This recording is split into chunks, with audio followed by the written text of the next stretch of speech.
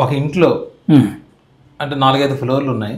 ఇంటి యజమాని ఉంటాడు, మిగిలిన ఫ్లోర్లన్నీ రెంట్కి ఇస్తాడు, లేకపోతే ఒక పోర్షన్ రెంట్కి ఇస్తాడు, ఒక పోర్షన్లో ఇంటి యజమాని ఉంటాడు. ఏదైనా వాస్తు దోషం ఉంటే ఓన్లీ యజమానికే చెందుతుందా, రెంట్కి ఉన్న వాళ్ళు కూడా వస్తుందా? వాస్తు దోషం అనేటువంటిది మీ ప్రశ్న కొంత పరిమితం అయిందని చెప్పడానికి నాకు ఎటువంటి భేషజం లేదు. ఎందుకనంటే వాస్తు యజమాని మీదే ఫలిస్తుందా, తర్వాత రెంట్కు ఉండేవాళ్ళ మీద ఫలిస్తుందా, కిరాయికి ఉండేవాళ్ళకి అనేటువంటి కాన్సెప్టే లేదు. ఎందుకనంటే అనుకూలమైన వాస్తు ఆ ఇంట్లో ఉండేవారికి ఎవరికైతే అత్యంత అనుకూల దశాంతర దశలు జరుగుతుంటాయో వారికి అనుకూలిస్తుంది.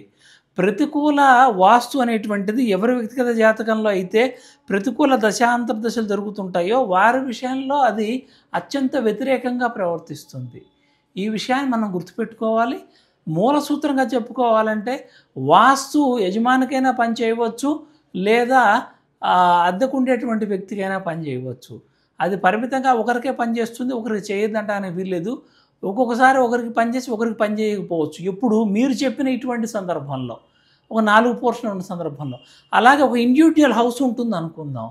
యజమాని గారు అక్కడ ఉండటం లేదు, ఆయన ఏదో విదేశాల్లో ఉంటున్నారు, అది రెంట్కి ఇచ్చి వెళ్ళారు. ఆయన అనుకూల దశాంత దశలు జరుగుతూ ఉండి ఆ ఇంటి యొక్క వాస్తు బాగా ఉండి ఆ ఇంట్లో ఏ వ్యక్తి అయితే ఉంటారో ఆ వ్యక్తికి ఈ అనుకూల దశాంతర దశలు జరుగుతున్న సమయం అత్యంత యోగిస్తుంది. యజమాని గారు ఫారిన్లో ఉన్నా ఆయనకేం ఎక్కువ గొప్ప మేలు జరగకపోవచ్చు.